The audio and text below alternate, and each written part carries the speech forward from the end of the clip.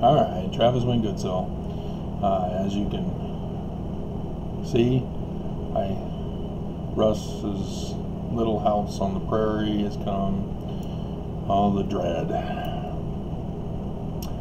So I'm converting it for him for his drives, so to make it easier for him to watch rather than having to pull out the DVDs. And so as a result, I have to make a backup for me. And so I've got the dreaded little house on the prairie now, and the dreaded Barney.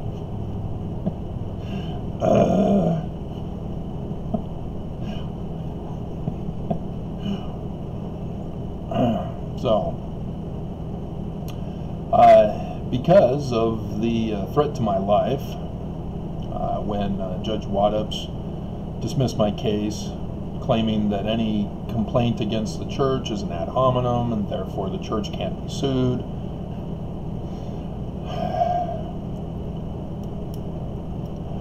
And then the new filing of Waddups and the gang are all involved in sedition against the United States of America. And so the new assigned judges, after the first one recused himself, either the magistrate or the chief judge that's been reassigned the second time around, has decided to submit my lawsuit to the Attorney General's Office of the United States of America for disposition as to whether or not there are grounds for a federal criminal or civil lawsuit on the basis of my claims, or to proceed with an investigation. And yes, of course there is. But yeah, it's on hold. It's going on 2 weeks now, being on hold. And so that whole eviction thing with my landlord to correspond with, oh, you lost your case, too bad, so sad, you're out. For what? We made up these accusations against you and we're going to bypass the court system. Get out. No, you're not licensed. Yes, we are. See? We doctored licenses and posted them. So, yeah, even though they backed off, everything's still packed. And so I can't work on the Hebrew translation, as was my intention, but nobody will leave me alone so that I can work on it. And now it's the end of the world with the Exodus about to occur, as we just hit the Jewish New Year of when the Bible says this is when it's going to happen in the future. And so that's what Joseph also confirmed, and Joseph Smith, founder of the Mormon Church, of which no Mormon believes in. So I dread opening up the boxes to find my Hebrew stuff to work on the translation. But can always make videos, can't we? You guys just love my videos. And so, beliefs over knowledge is gaslighting. And when Mormons tell me that they believe I'm wrong,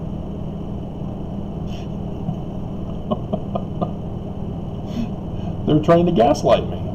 I know the truth. I know about church history now. I know that Joseph Smith is a translator. I know the Book of Mormon is encoded as a warning for right now. Right now. So the true doctrine of the church, the true theology of the church, the temple rituals of the church that we're supposed to have, I know. And Mormons say, you're wrong. My beliefs say otherwise. And they'll even lie and say, I know you're wrong. When they don't know, they're just believing that I'm wrong. Because they don't like my manner of speech, they don't like my tone, they don't like it that I'm being sarcastic, they don't like it that they are wrong, that they have been caught without oil reserves for their lamps. They've been living on borrowed light. That's what beliefs are. Borrowed light. You hear something from others when you sit and are silent in church for Sunday school, sacrament meeting, conference, priesthood and relief society, whatever. If you're just listening and you're not doing the work yourself, not just to read. I mean, Mormons even believe that, oh, I have a belief that I'll obtain knowledge, and so I'm going to act by reading, pondering, and praying, and going to church, going to the temple, doing good works, and then I'll get knowledge by doing those checklist of things. No! No! You get seed, comparatively speaking, to the metaphor of the agricultural science examples. We will liken the word unto a seed. When the Holy Ghost tells you something after reading, pondering, and praying, that's just the beginning. You just got a seed. And you're supposed to believe it. And you guys are great at believing seed. But you suck at producing fruit to find out if that seed is even true or not. And so Mormon after Mormon after Mormon. And the thumbs down that are not by the two Russians, because apparently the other two Russians gave up on me.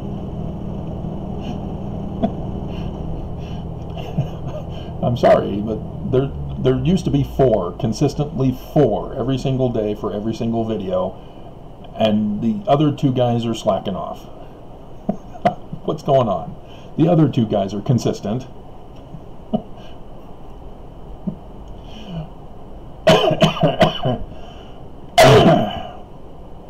But if a Mormon refuses to believe my words,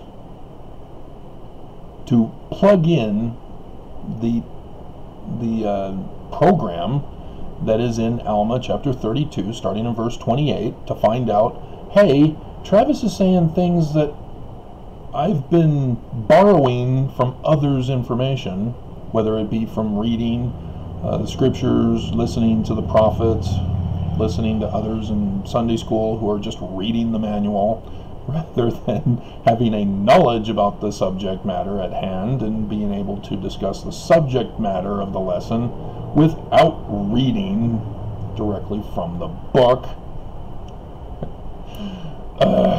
I used to teach Mormons how to teach.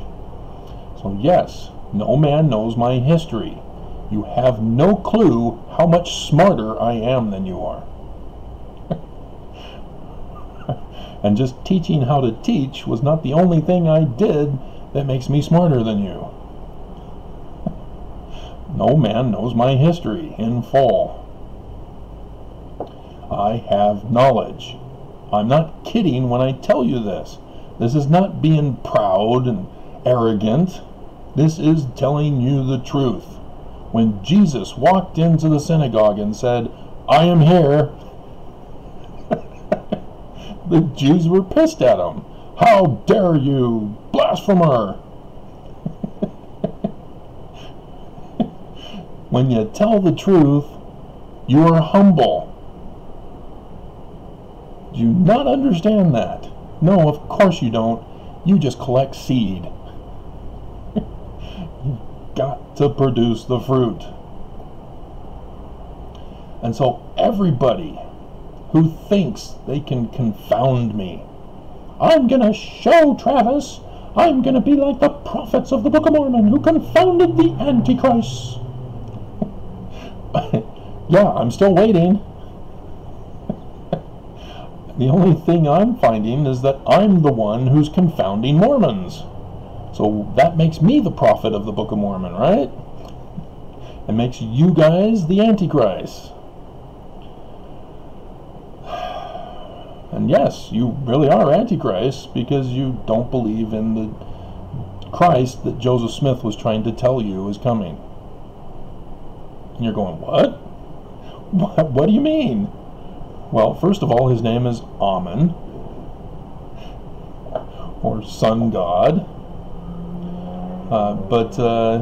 Yeah, I'll show you exactly what I mean. Joseph Smith even calls him a Mormon. Doesn't say Mormon, he says my people. But that's what my people means. Section 103, verse 16. Therefore I will raise up unto my people. I'm sure it's the Aborigines of Australia, right? Well, all mankind are his people, Travis. Oh, okay. So he's going to raise up an Australian Aborigine to be the Moses, to lead Mormons in the Exodus. A man who shall lead them like as Moses led the children of Israel. You're going to throw your belief to gaslight me as to what this means. This is the Christ right here, Mormons. He's Mormon, he's male. Sorry, women. I know you wanted equality to dominate us.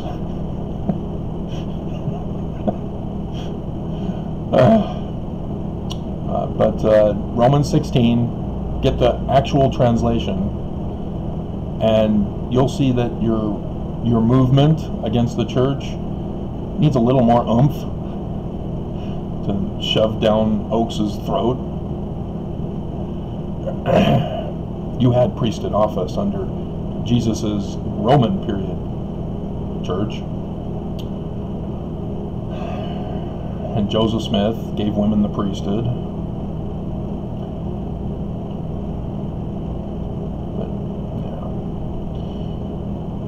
And so Mormons can't gaslight me. I mean, I had the biggest debate with a Mormon in regards to him failing to understand that the current administration was not the same administration under Joseph. And because he couldn't distinguish between the two, he insisted that Brigham Young was the true successor because he was the president of the Quorum of the 12, which didn't exist under Joseph. No, didn't. Brigham Young, after kicking out, with the help of the Danites, Thomas B. Marsh, was voted by those remaining who were loyal to Brigham, voted Brigham to be the president. And you're going, what, voted? We don't vote in the church. Exactly. Our church is not the same.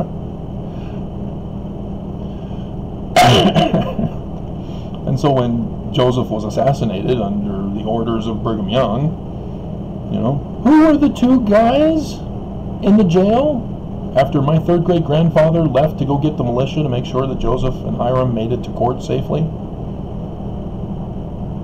Oh, and which quorum were they in? Under Brigham? Huh. What were they doing there? They weren't arrested. What were they doing there? Nobody else was there other than my third great grandfather. And Joseph told him, go get the militia. So my third great grandfather said, here, I only have a single shot pistol, it's yours. And then another guy came to visit. I have a 6-shot, here you go. Just in case they come before the militia can get here. And then, how did the mob kill Joseph and Hiram? If Joseph chased the mob out by shooting 3 guys? And then how did John Taylor get shot? If the mob was chased out by Joseph? What's going on? Huh. And then why are there inverted pentagrams showing up on temples after Joseph and Hiram are murdered? What's going on? See, nobody can gaslight me. Joseph is a translator, not of the Book of Mormon. He didn't even write anything in it. Nope, not a single word did Joseph write in the Book of Mormon. And yet you still hear critics, John DeLynn, when he's talking about the Captain Kidd connection, he's trying to claim that, oh, Joseph was into Captain Kidd, and so that's how he was a storyteller and was writing the Book of Mormon. No, John. Joseph had nothing to do with writing the Book of Mormon. Again, John's living off of borrowed light as a psychiatrist or psychologist. I don't know if he's a psychiatrist. I don't think so. I don't think he can prescribe drugs to make people addicts. I think he's just a psychologist, a PhD or something in that. But, I mean, seriously, John? Your career field is to brainwash people, and you got brainwashed? Huh. I guess people go into the career field that they've been abused in.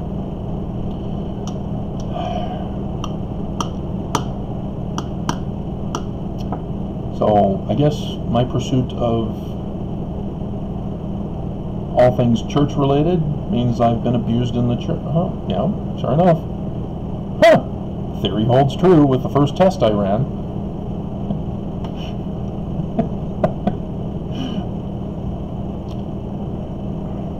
So, yeah, Joseph learned learned Hebrew from Rabbi Sykes in 1836, and then comes out in the King Follett Discourse and says, hey, the Hebrew text of the Bible was translated incorrectly. Here's half of the first sentence. There you go. That's not enough, Joseph. So I had to step in and finish the rest of the translation, decipher Paleo-Hebrew in order to do it. So yeah, nobody can gaslight me with their beliefs, and their feelings, their opinions, their claims to spiritual knowledge. No, you don't have fruit. You're worthless to me. You can state your opinion about something. That's fine. I don't mind. Just don't go contrary in your abuse. You know, it's one thing to say that the current church had stolen your money from tithing, and so you left the church and you're glad you're out. It's another thing to say that the church are well, there's really can't go down that way, because you know, I used to think that people who were saying that the church is a satanic pedophiliac organization, I would have thought that was an ad hominem. I can't think that way anymore, because there's a lawsuit against Nelson's kid for satanic pedophilia. And so my knowledge now says I have to accept the possibility that maybe they are.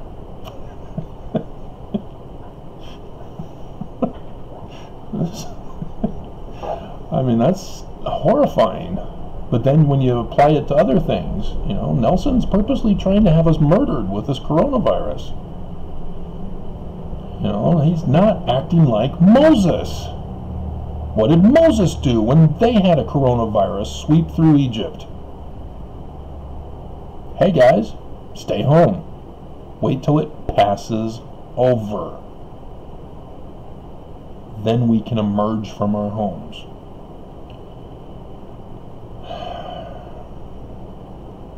And again, we find it to be true. I mean, the majority of people are being compelled to believe. They're anti-maskers. They send their kids back to school without masks. Skyrocketing cases of kids getting coronavirus. And then what do those kids do? They come home and they spread it. We knew this was going to happen. I still need to check today's stats for the end of the week. I already know because the news already reported it. 31 states are seeing an increase in coronavirus cases. And Utah was among the darkest of the colors for the highest percentage of increase.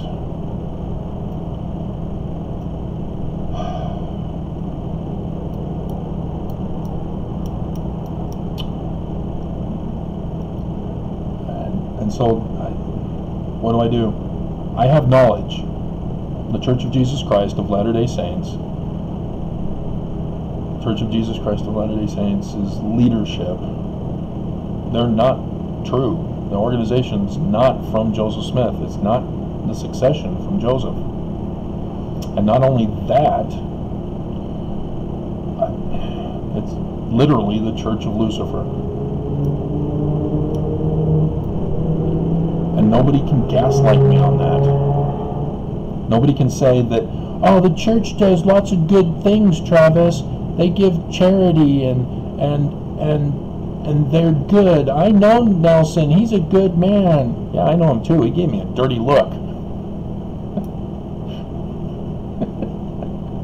We were in the temple of all places, and he gave me a dirty look. I was smiling because of all the people that were adoring him.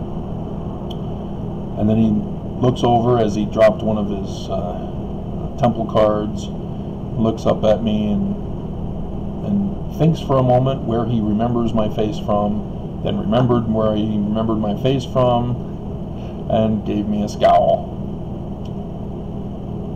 Okay.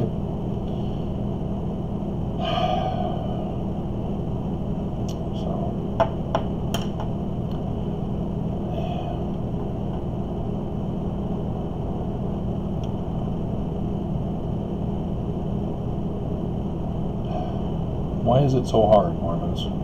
Why is it so hard? You can't live your life with beliefs. I mean, not only are you not going to be allowed at the wedding feast, because if that, I can foresee, since the Exodus is coming, I can see a situation where the leaders of the church are no longer going to be the leaders of the church. And Mormons are going to be faced with a decision. Do I go with this new guy, or do I just give up and do my own thing as I've been doing anyway, but at least claiming I was Mormon? Because then you're going to have to decide, do I keep wearing the magic underwear?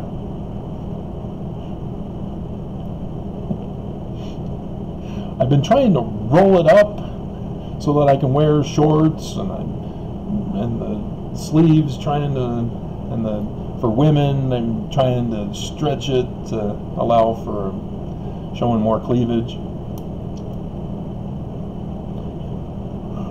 But yeah, I mean, do you understand what's going to happen when the church is gone? All the things in your life that are going to be changed because you didn't bother to produce knowledge. You stuck with belief and said, hey, I'm just going to ride this belief out because I'm sure it's true.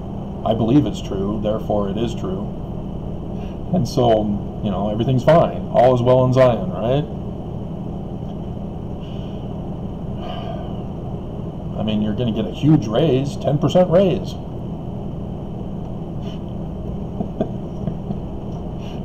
But it will be compelled. And then the question is are you really going to say, I'm refusing to join this new organization, because there may be a number of organizations that may want to pop up in their place, not just the one that's officially granted by the United States government again. Did you even know that? Yes, there was a lawsuit in which the United States designated the true successor of Joseph's original church. And I'll give you a hint, it's not Brigham Young.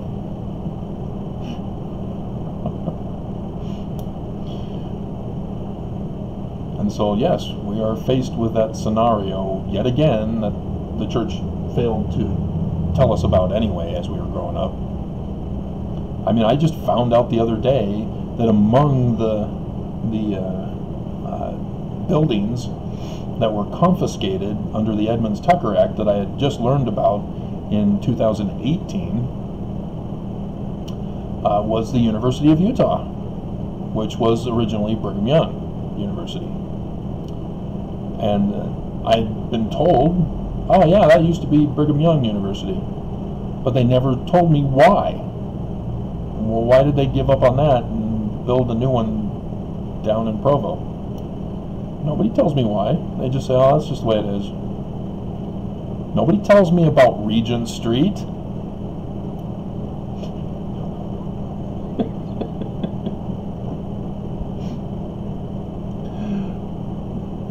Do you even know, Mormons?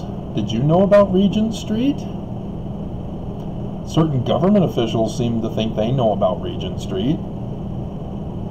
Did you know it was Brigham Young who built the building there, and that he frequented that building, and that he supplied the building with the beverages and the other addictive substance?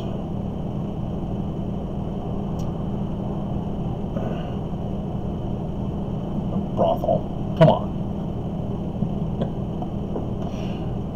You know. See, now when I see the Bangerter that's named Porter Rockwell Avenue or whatever, I go, oh yeah, that's right, he was the first brothel here in the Salt Lake Valley. Brigham Young sent him to the point of the mountain and he built a brothel. Yep. Was that even in his biography? Did the person put it in his biography, or was it what's the word or the phrase? It has to be faith promoting. Was it faith promoting, or did it reveal actual knowledge and facts?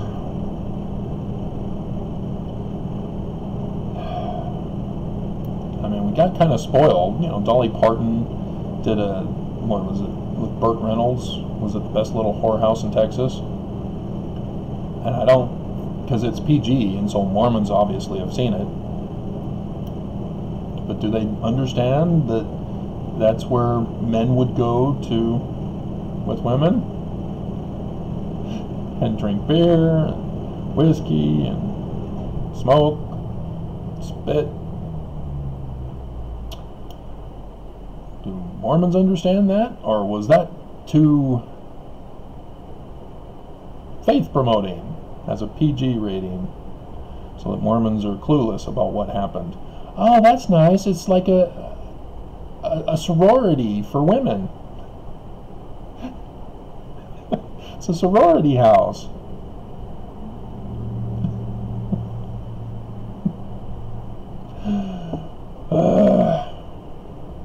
I mean, it's amazing. And then Mormons, once they hear stuff that they don't like hearing, they're gone.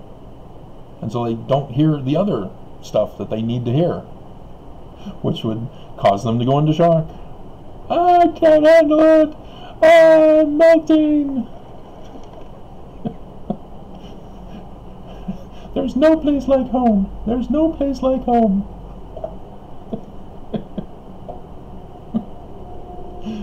Oh, Mormons. Alrighty.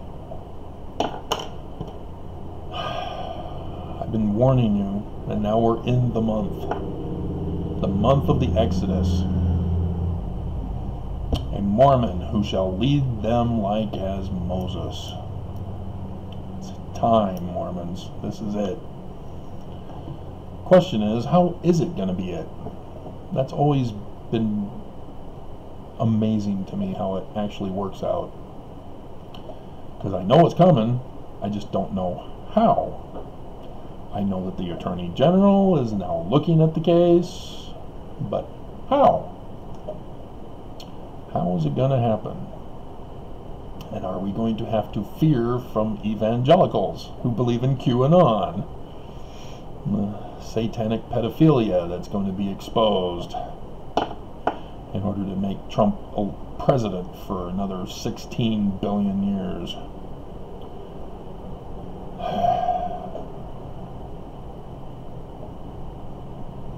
Because you know that's what he's trying to figure out. How can I use this to help Trump win? Because we can because it involves Trump, but he'll have to figure out a way to make it not about Trump, to give 70 billion degrees of separation from Trump, like they did with Epstein. Didn't do very well, but yeah.